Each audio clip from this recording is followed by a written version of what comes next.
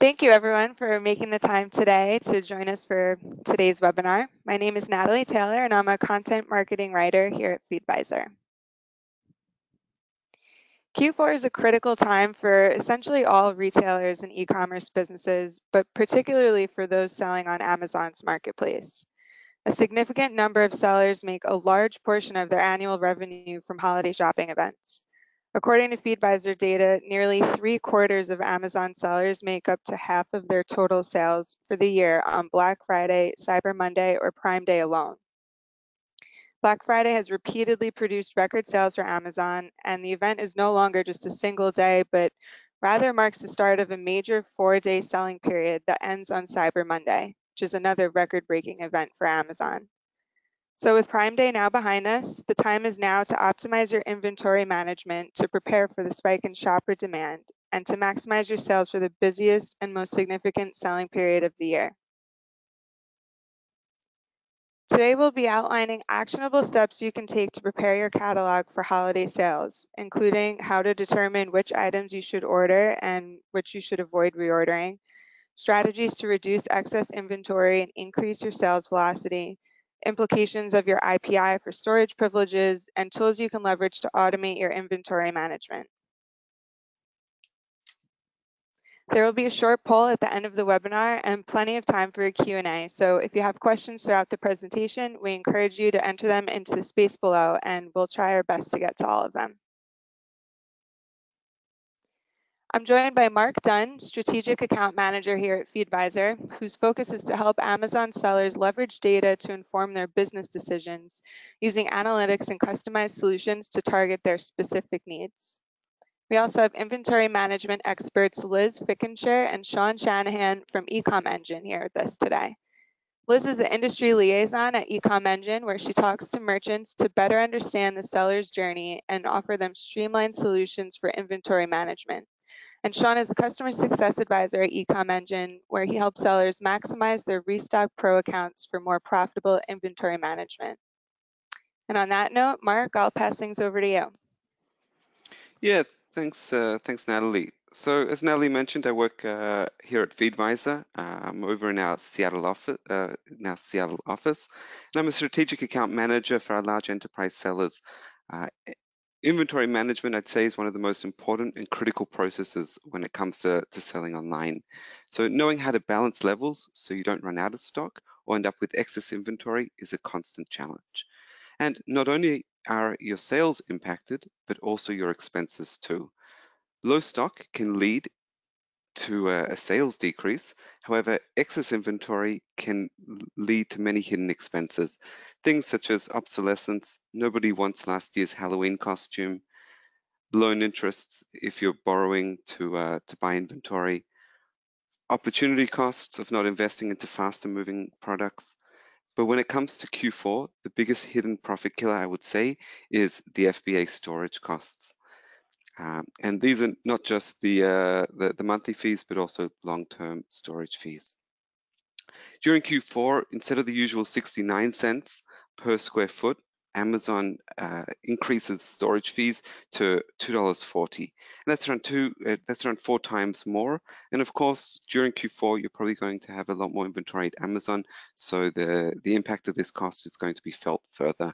I've spoken with a few sellers that have $50,000, $60,000 in monthly storage fees during Q4, and of course, this is on top of all the other expenses that they have. And don't forget about long-term storage fees. Amazon's switched this to monthly fees. The rate's gone down per month. However, at the end of the day, they are charging more, and this can quickly rack up a huge expense.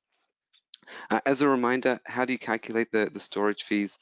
Take your average quantity times the volume in square feet times the storage rate. Now, paying the storage fees on good inventory is just part of doing business, but think about all that wasted spend that you might have. So what I want to discuss is how to decide on what inventory to buy and what not to buy in light of the storage fees. And the best way to do this is by the 80-20 rule. Generally speaking, up to 80% of sales come from your 20% of selling SKUs. In fact, I often see sellers with up to 40% of revenue of sales coming from your top 10 selling items alone. So really start by prioritizing your actions on the key players and create a custom strategy around them. Once you have a strategy in place, we can then focus on replenishment of those items, especially during Q4. So how do we do this? And the simple answer is really data. Break your inventory into your top moving items and your top profitable items. Here at Feedvisor, we have a portfolio analysis. We run this for sellers, and this can break down your inventory into sales and profit categories.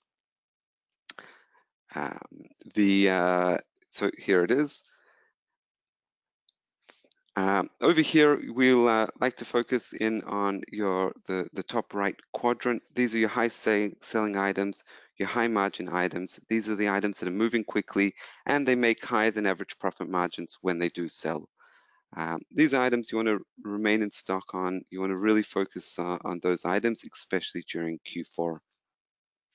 On the top left of the graph, we'll just go back a slide. Your low sales, high profit items. You've got less sales, but higher than average profit margins. Think about what you can do with these items during Q4. Can you lower costs to help the items move faster? Advertise, things like that. On the bottom right, high sales, low profit. Are you making money or moving money? These are items that are moving fast, but you're not making much money. And of course, don't forget about those hidden storage fees and additional fees that you might have on inventory. Then the bottom left, the little quadrant at the bottom, your low sales, low profit. They don't sell very quickly. They don't make you much money. Better to move this inventory into faster moving items and think about what you can do during Q4 on items that might be in this quadrant and things such as liquidation. One more thing is items that then aren't even moving. They don't even appear on this scatter chart. So items with no sales in inventory, these are items sitting around not really doing anything. So using a portfolio analysis will definitely gain better insights into your inventory. Next up, during Q4, we're going to want to monitor your velocity and focus on replenishment on the items that are moving. A nice way to do this is to break down your inventory via the velocity and the days of coverage. So we break down your inventory into velocity groups, so high, medium, low, and non-movers. Every business will have a slightly different number. What defines high velocity? Is it five units a day? Is it 10 units? Is it 20 units a day? So break that down according to your business. Then it's the days of coverage, what I've got here, DOC. We're going to look at how many days that you have. Generally speaking, you want to have around 30 days of coverage. Q4, you might want to have increase this slightly, just because of the lead times at Amazon might take them longer to process your orders until they're available for sale. Once we have that, we get a nice graph here. The green, the first priority, as long as the profit margin is good, make sure you're focusing your replenishment efforts on these items. Yellow would be the second priority. Monitor these items regularly. See if there's a change in the velocity that will impact the days of coverage. However, these are going to start having a storage fee. And then the red, most of these items definitely have a storage fee. Think about Q4 ways to what you can do to move these items to reduce the inventory. Things such as increasing aggressiveness, try to target higher buy box if they're competitive, reducing your floor prices, liquidate, and of course advertising as well. So monitoring and adjusting your inventory during Q4 is essential. And the last thing I want to mention is using Q4 to liquidate your bad inventory. Liz and Sean will be going into more details on how Amazon really punishes you for not taking care of the bad inventory, but it's always better to be a little bit more proactive. I'm sure you've got inventory sitting around at Amazon for way too long. Maybe a competitor came along and undercut you, or there's no more demand for that product. So a few pointers on what we can do to liquidate and which items to look at. So firstly is that the long-term storage fees, items that are racking up those high storage fees. You've had them for 12 months without a sale, so it's probably costing you a lot more. So start thinking about liquidating these items during Q4 when demand is up on Amazon. Next is to check low sales, low margin items. So looking at that portfolio analysis, it might be a good idea during Q4 to clear these out and not replenish them.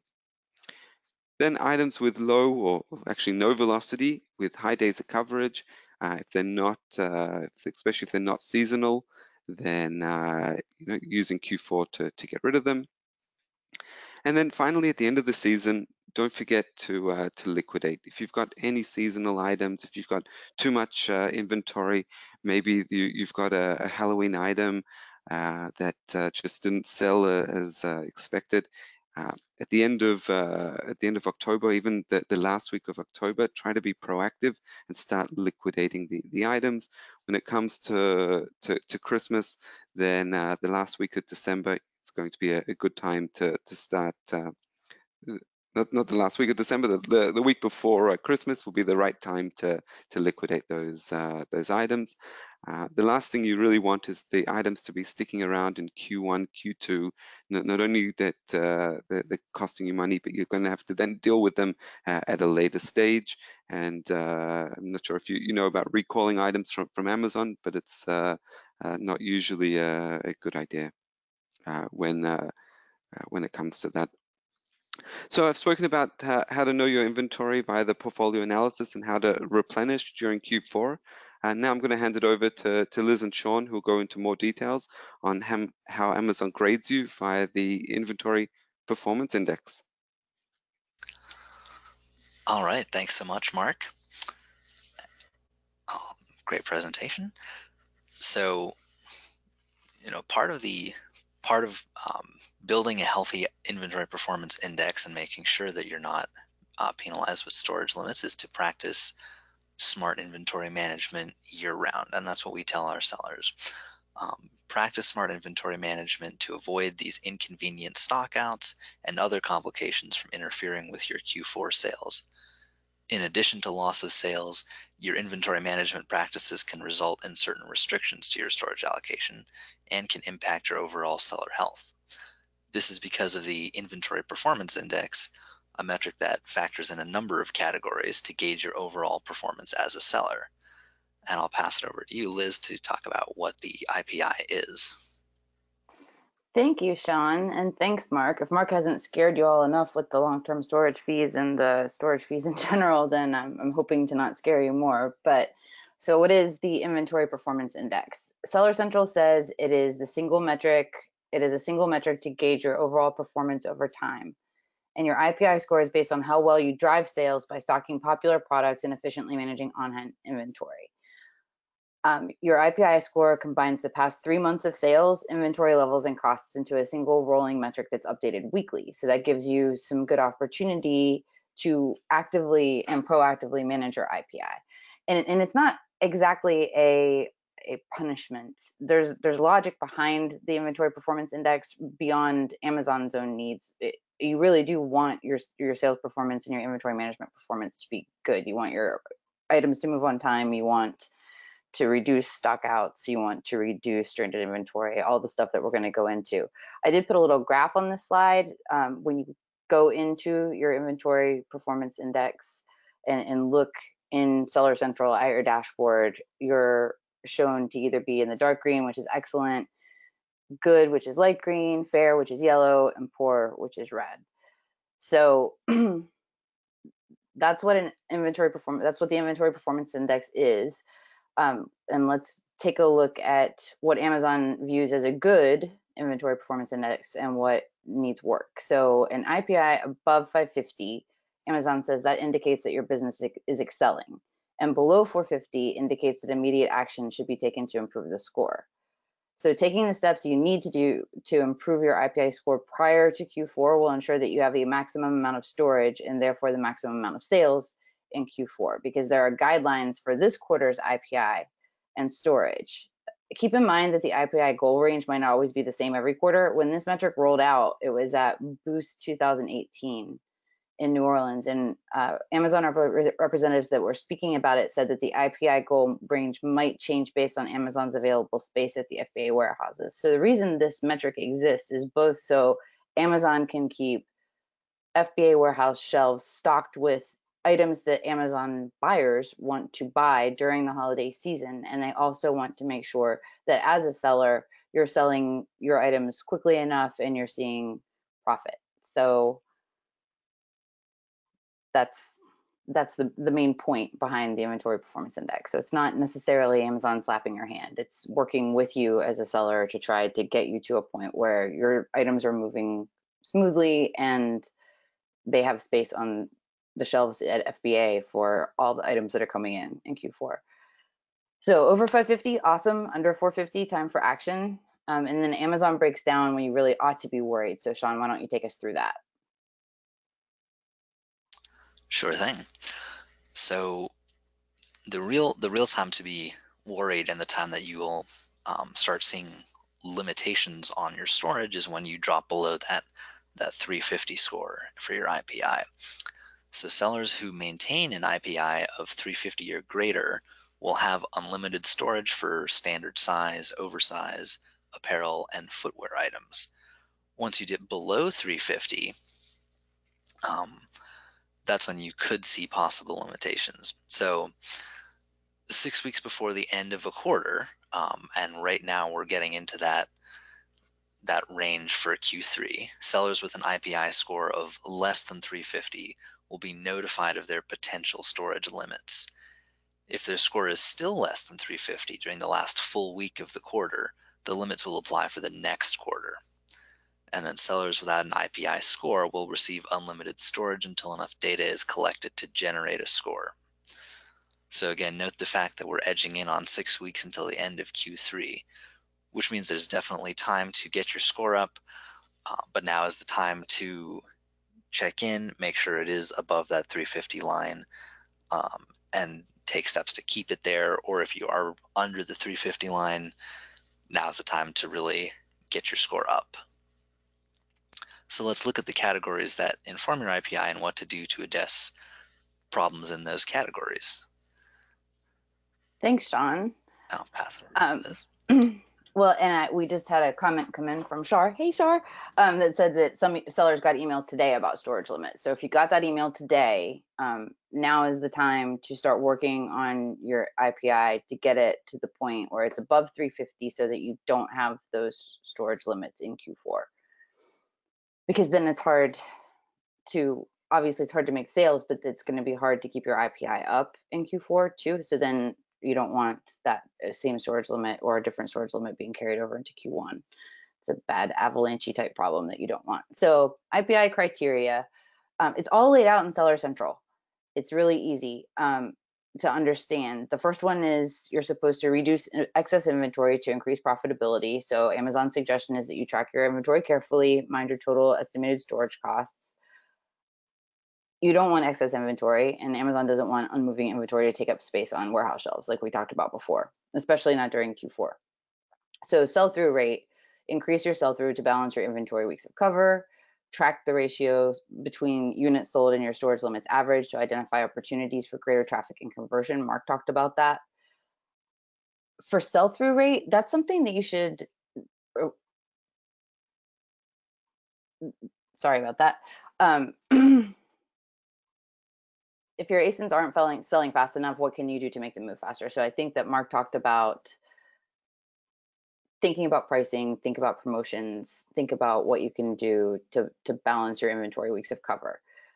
The third thing that's mentioned is stranded inventory, and I recommend that sellers look at that every day. If not every day, then really, really often. I read that starting in June, Amazon is going to give you 30 days to fix a stranded inventory issue before the item becomes unsellable, and you'll have to remove it from FBA warehouses. So you really don't want to take that chance, especially if it's just something like a listing update that you need to make, or if there's a change that you need to make to an image or something like that. Try to fix those things as they come up, and that's not a thing that you really have to worry about when you're getting down to the wire prior to Q4. In stock too, that should be an ongoing thing. The inventory management dashboard in Seller Central makes restock recommendations, but I've talked to a lot of sellers that generally hide those recommendations and use an inventory management software tool instead, because you can get more detailed with your item cost, your profitability, and other data points so that you should, if you should or want to restock a particular item. So Sean, why don't you introduce Joe? We've got some information from Joe about what our actual Restock Pro users, their behavior during Q4 that I think will be helpful for you. Thanks, Liz. So folks, meet Joe, our product manager for Restock Pro. And we have a quote here from him, basically observing that with our customers, inventory is 69% higher in October than April. Our customers tend to have really great Q4 sales and to get more product into FBA warehouses and ready to move by October. To do that, they start ordering now, if not sooner, to get items in faster and avoid wait times checking items in at the warehouses. This lead time all depends on where your products come from, and you have to factor into that shipping time, manufacturing time, and the amount of time it takes to prep item if that's part of your process. Then you have to figure out the amount of time it takes to get to Amazon's warehouses and processed in there. And I'll give you back to Liz for some tips on Q4 preparedness. Thanks, Sean.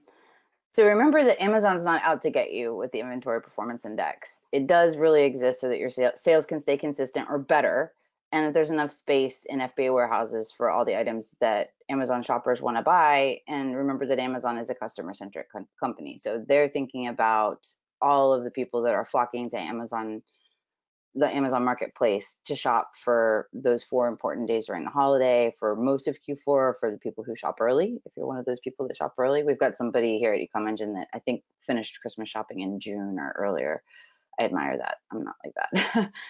So you can improve your IPI, and while you're doing that, you're also going to be improving your sales performance, and that's exactly what you want, not just in Q4, but in every quarter, right? So to recap, understand your IPI score, take action to improve it. There's actually more education out there. We also read an article from our friends over at Full-Time FBA. And they said that what they learned in the most recent iteration of Amazon's conference to sellers is that if you tackle these problems in the order they appear, so this order: reduce excess inventory, increase sell-through, fix stranded inventory, and keep popular items in stock, that's the best way to improve your IPI score quickly. So reduce excess inventory first, increase sell-through first. Hopefully you're fixing stranded inventory on a regular basis, and hopefully you're keeping popular items in stock by paying attention to your sales velocity, you're paying attention to your profitability and the other things that you need to do to make sure you don't run out of stock on the things that people really want to buy.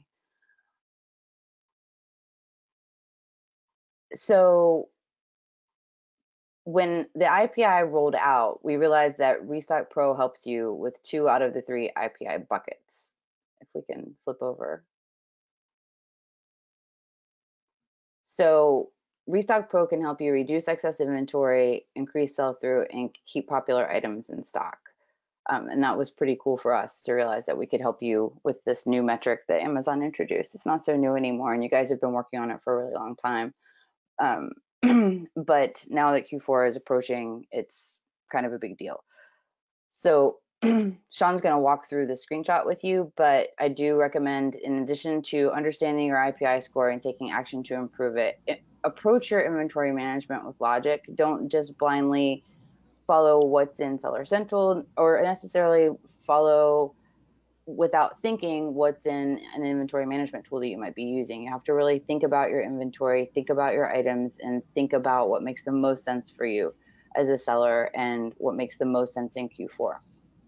Like Mark said earlier, nobody wants your old Halloween costumes, except maybe me. I might want your old Halloween costumes, but last year's Halloween costume. But we also recommend that you automate the processes when you can. And now, if you don't use an inventory management tool, now's a pretty good time to start. So let's turn it over to Sean so that he can kind of talk through how Restock Pro addresses those 3 buckets of your IPI score. All right, thanks, Liz. So we've got a neat little screenshot here, basically drawing attention first to some colored flags in Restock Pro, right? When you when you're going to replenish something, you need to see first what's running low, what's about to run low, to avoid those stock outs. So if that top item has a red flag, that means it's running below your minimum threshold. You definitely want to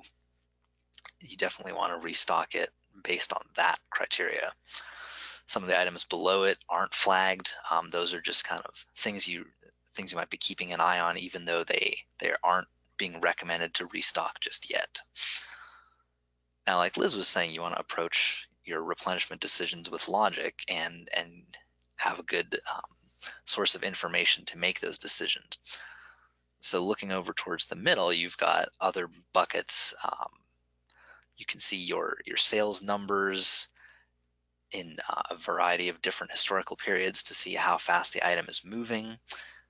You can also see your profitability and make sure that, like Mark said earlier, where is this item falling on kind of that graph? Is it a high velocity, high profit item?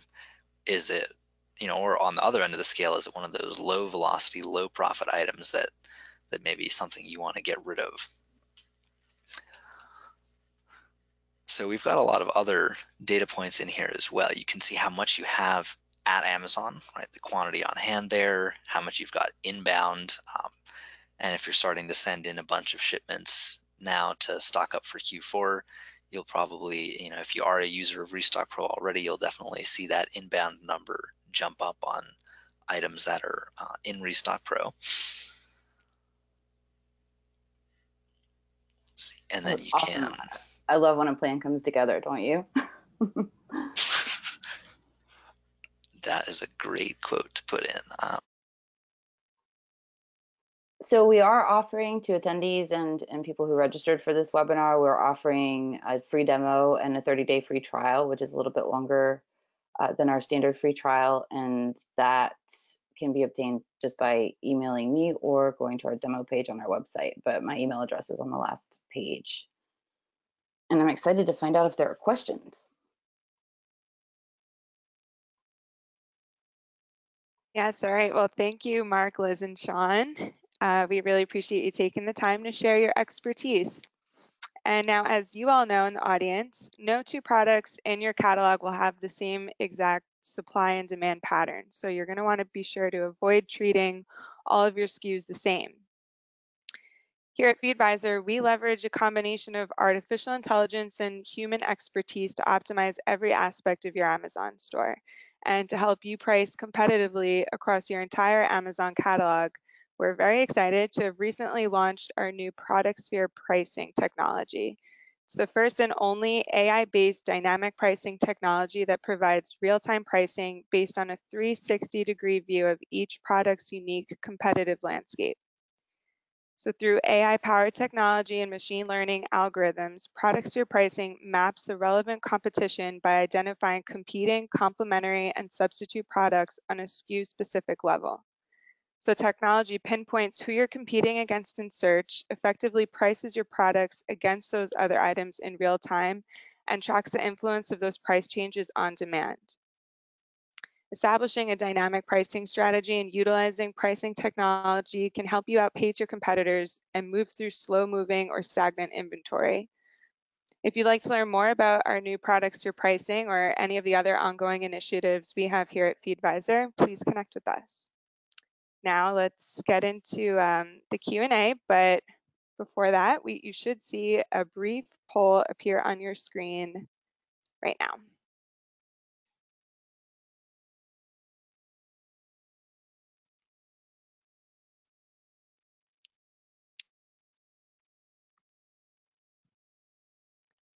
Okay, so first question, is there a percentage of sales that you find acceptable to pay in storage costs?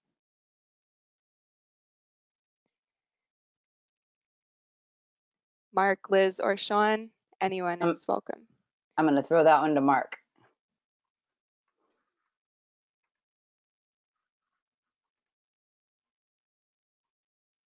Okay, I think I was on mute. Can you guys hear me?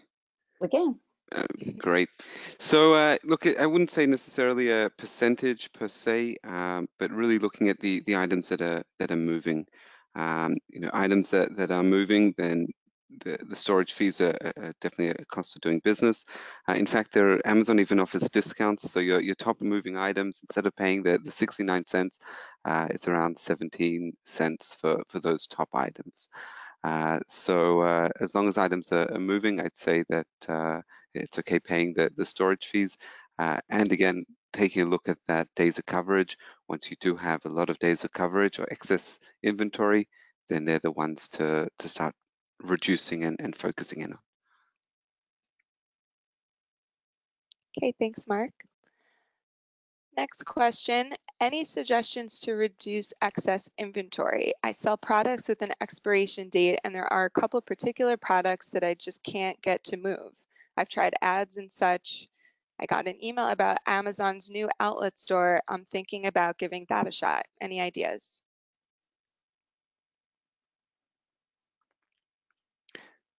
So I guess looking at different ideas to liquidate. I'd say Amazon's got a sessions and conversions report that you can access.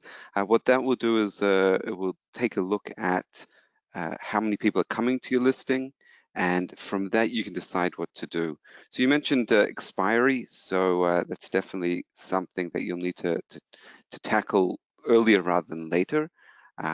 We've got a repricing method that will slowly reduce the price based on your velocity. So you can set how many, when you need to liquidate that item in by, and then decide to reduce the price on a regular basis to try to sell that.